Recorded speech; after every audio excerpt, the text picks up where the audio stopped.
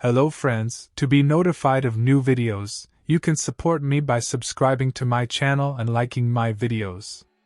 Enjoy listening. The villagers tried to extinguish this house by throwing water and soil with a joint effort. They managed to extinguish the house, but they couldn't extinguish the fire burning inside my mother for the problems she would face in the years to come. Because my mother's mother and sister lost their lives by burning inside that house. While those bad and difficult days continued, she fell into a big void when her father left her to the neighbors saying, "I will come back to take you," and went to Germany to work.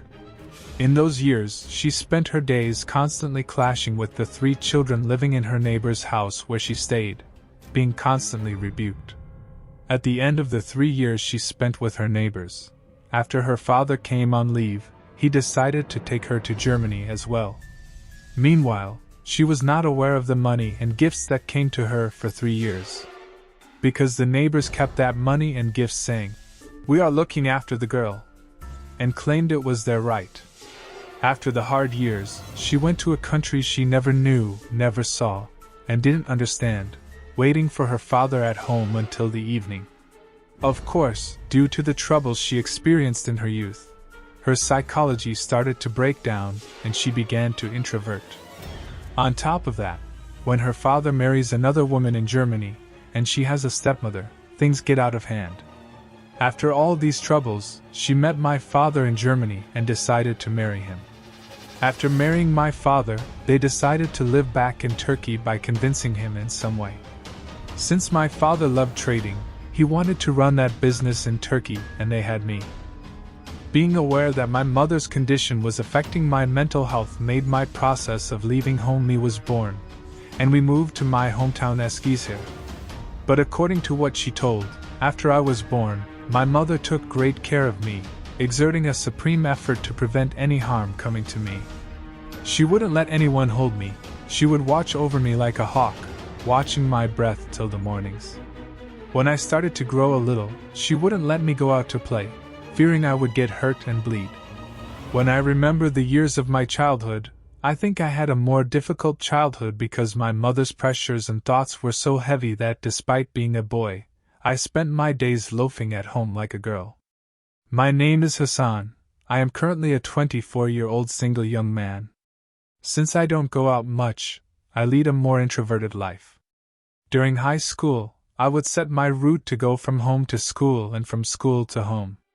Of course, my mother would always want me to be careful, warning me not to hurt myself. She wouldn't even allow me to play with my friends.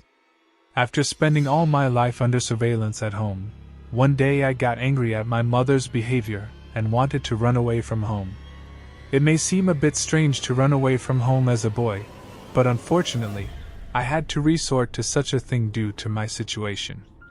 Of course, I couldn't overcome the fears my mother had instilled in me until now, especially I was very afraid of fire and burning with yuck easier. One day, early in the morning, I prepared a small bag for myself and left the house. As I was leaving, I left a short and concise letter on the table in my room. In the letter, I wrote that I loved my mother and father very much, but if I continued to stay at home like this, I could harm myself due to depression. After leaving the house, I called a friend who won the university in Istanbul. My friend, who is well off like us, had rented a student house. There, he was both studying and enjoying his freedom. I called him and asked if I could stay with him. Thankfully, he accepted and sent me his address. I went to Istanbul and found my friend's house. The moment I entered his house, I noticed a strange thing that scared the inside of the house. But without saying anything to avoid offending him, I settled in the room he showed me. That smell, whatever it was, had enveloped every part of the house. After I got used to that smell, I started to explore the house. Since the house was small, there was a very narrow area left as a living space. I returned to my bed with the fatigue of the road and started to sleep. When I opened my eyes, I heard laughter and female voices coming from inside. In surprise and curiosity, I went in and looked, seeing a group of people sitting and chatting, and drinking something with glasses in their hands. My friend who saw me said, "Come Hassan, let me introduce you," and sat me next to him. After meeting everyone in the room, I was drawn to what they were passing in their hands. "What are you drinking?" I asked, and they looked at each other first. When my friend said, "Alperengi blood," they all started laughing a little later. I also thought it was a joke and started laughing. After they looked at each other strangely while laughing, anyway, I said, "I'm going," and went to my room. Anyway, their outfits had caught my attention in some way. I didn't want to find it strange, but they were dressed like Satanists. The smell of what they were drinking was also terrible. I wondered if they were really drinking cat blood and got lost in thoughts. Then, saying, "No, it can't be," I put my head on the pillow to sleep. About 5 minutes later, Alperin came and called me to him. "Come on, we are one person short, I will take you somewhere," he said. At first, I said no, but Alperin insisted, saying, "One of the girls has set her eyes on you, come on." To socialize, I decided to get up and dress. After getting dressed, we got into a car and went to a bar. While I thought we would have fun inside the bar, they took me out of the back door and entered another building. I asked Alperin, "What happened? Where are we going?" He said, "Don't worry, you'll understand now," and put his hand on my shoulder.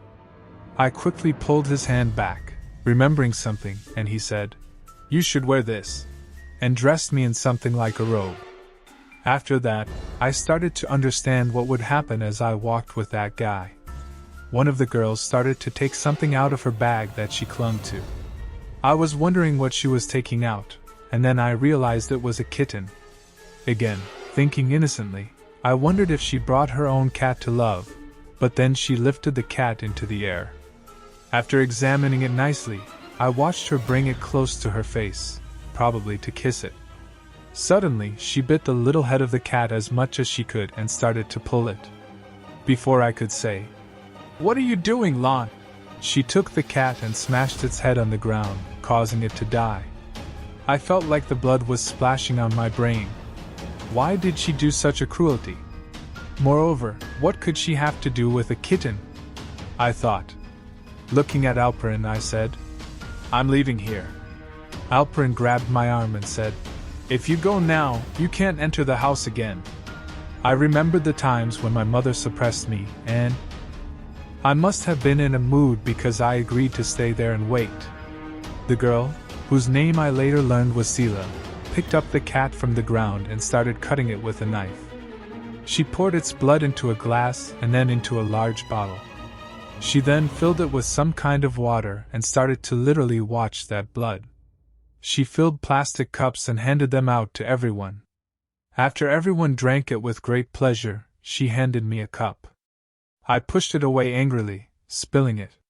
Sila smiled at me and said, "You'll drink it more thirstily when it's diluted." I was sure I wouldn't do such a thing, and I was thinking of going home as soon as this nonsense ended. As I was confidently waiting in the corner, they started a fire in the middle. Normally, I would stay away because I was afraid of fire, but I started to approach the fire, getting closer and sitting cross-legged like the others. After saying something different, I felt trapped in the fire, but it felt so warm and peaceful to me, as if I belonged to the fire. What was happening to me? The girl sitting on the left handed me a glass of drink. It was the cat blood they drank earlier, but as if enchanted, looking at the fire, I took it in my hand. She touched my cheek and asked, "Will you drink it?" I said okay and finished the cat blood in one gulp. Due to the effect of the fire, the bad taste wasn't even a problem. Alperin forcibly lifted me from the fire and said, "Come on, Lion, let's go, your bad mother." I got up and said, "I can't, I'm watching the fire." Alperin took out his phone from his pocket and made me look at it. Oh my God, my face had turned pale as chalk. "What happened to me?" I said as I got in the car. After getting in the car, I fell asleep when I got sleepy. When I opened my eyes, I was in my bed and Sila was beside me. I quickly got up and started talking, asking, "What happened to me? What are you doing here?" I couldn't remember when I went to bed or when Sela came to me. Sela kissed me and said, "Now you are one of us, the fire accepted you." I was surprised and started babbling things like, "How am I one of you? How does the fire accept?" Then I got up and dressed. When I entered, everyone except Slow was sitting, acting like they were hungover from the night before. After they left, I asked what happened yesterday, why did they kill a cat, and why we were staring at the fire. Sela started talking and said, "Hasn't Sijim, we are fire worshippers. We give blood for it, we drink blood, soon you will act like one of us, be sure of that." And left. While I was extremely confused due to the actions I did yesterday, I heard that breakfast was ready. When I entered, everyone congratulated me and said they were pleased that I joined them. How did I join a cult in one night? How was I accepted by them? Most importantly, how did I approach the fire without feeling disgusted at all, drinking cat blood? I don't know. Alperin told me that we would go somewhere again in the evening, and that I needed to find and bring the cat to kill. Although I was against it, I accepted to do it to be able to attract Sela, whom I was secretly in love with. I couldn't even harm an ant. I didn't know how I would kill a kitten in the evening. When it was evening, I saw a kitten wandering around the garbage containers. I caught that kitten and brought it in a bag. Alperin said, "Well done, look, you didn't even want to join us." My only goal was to attract Sela's attention. This time we went to a neighborhood under construction and entered a building under construction. After going up to a quite high floor, we started a fire somewhere. As soon as I saw the fire, I realized that I was drawn inside. I approached the fire again and started to feel the heat hitting my face. I even got closer to feel even hotter. Suddenly, Alperin pulled me back and said, "Stop, what are you doing?"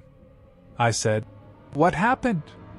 He said, "Your hair was going to catch fire, why are you getting so close?" I hadn't even realized it. He told me to wear robes like them. After we wore the robes, Sela winked at me and said, "Come on, kill that cat." At that moment, I started to think about how I was going to do this. My thoughts suddenly turned into anger and purpose. I couldn't even predict what I was going to do. I took the cat out of the bag it was in and looked at it as if it was an enemy. At that moment, my only desire, my only wish seemed to be to kill it by shedding its blood.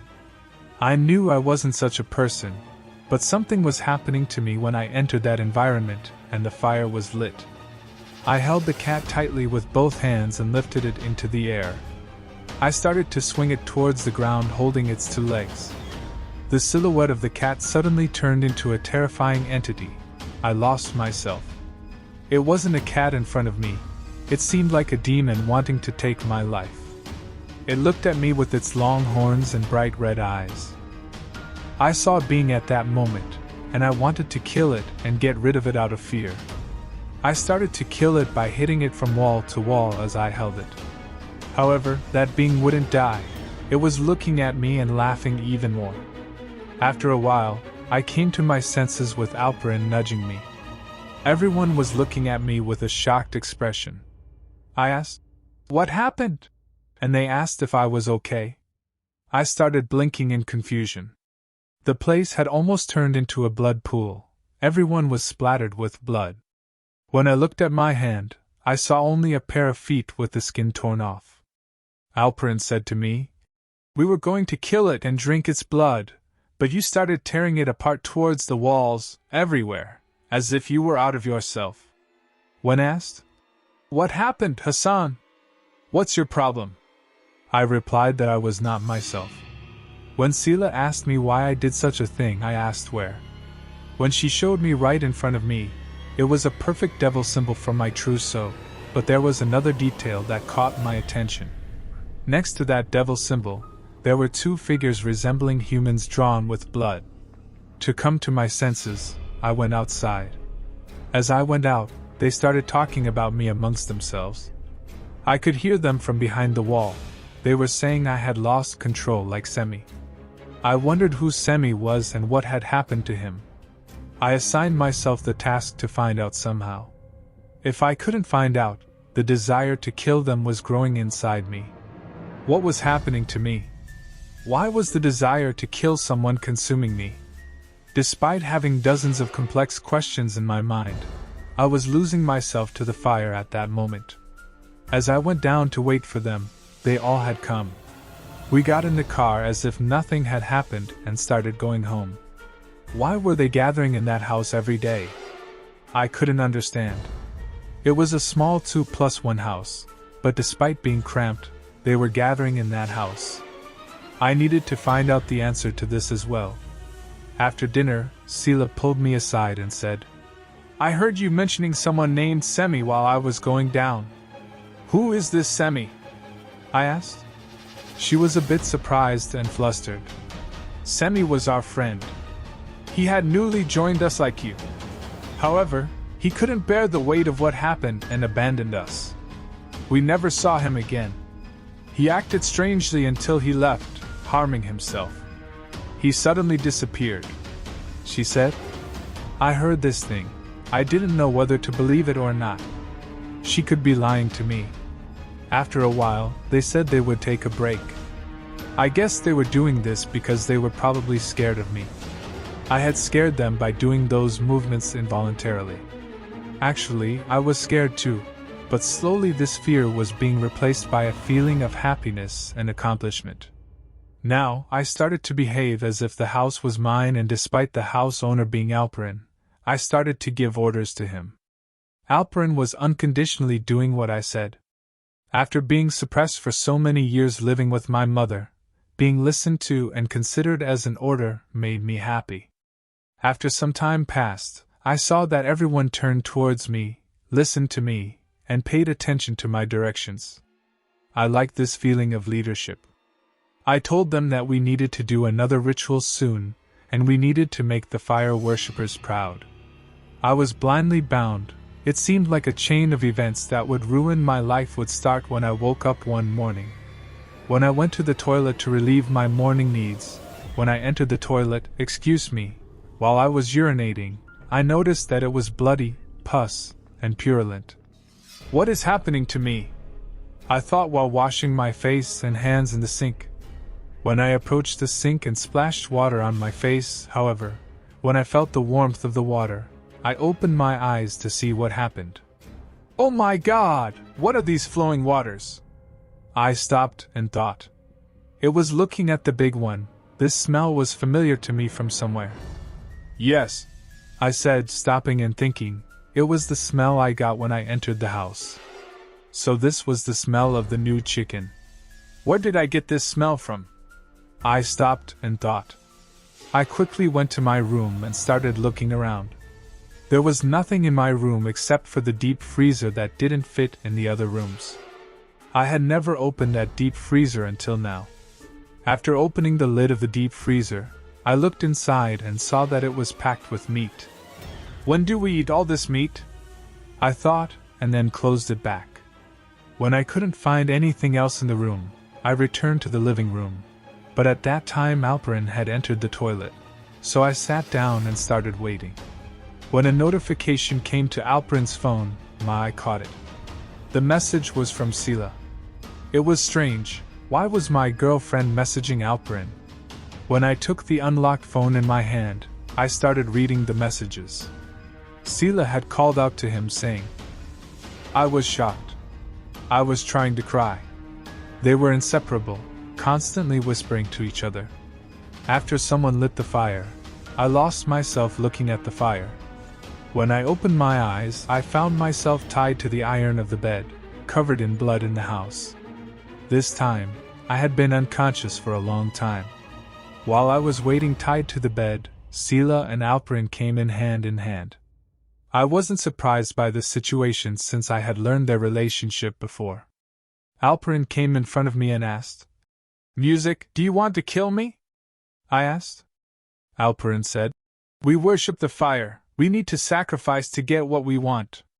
When Sela said, We also sacrifice Semi, I was shocked. How dishonorable you people are! What have you done to me? I asked. Alperin said, I was touching you without you realizing it. I was making you hallucinate, making you feel chosen. How foolish you are. You probably aren't aware that no one has ever come here. I was shocked. What did you give me? How are you touching me that I am seeing all this? I asked. Sela laughed and said, This in my hand is a synthetic mixed with poisonous plants and drugs. When it touches your skin, you hallucinate. It's a drug used in rituals for years. Every time I touched you with this, you thought you were transcending to another dimension, but we saw that you started to talk nonsense more and more. So, it's time for you to be sacrificed. She took out a large knife from behind her and handed it to Alperin.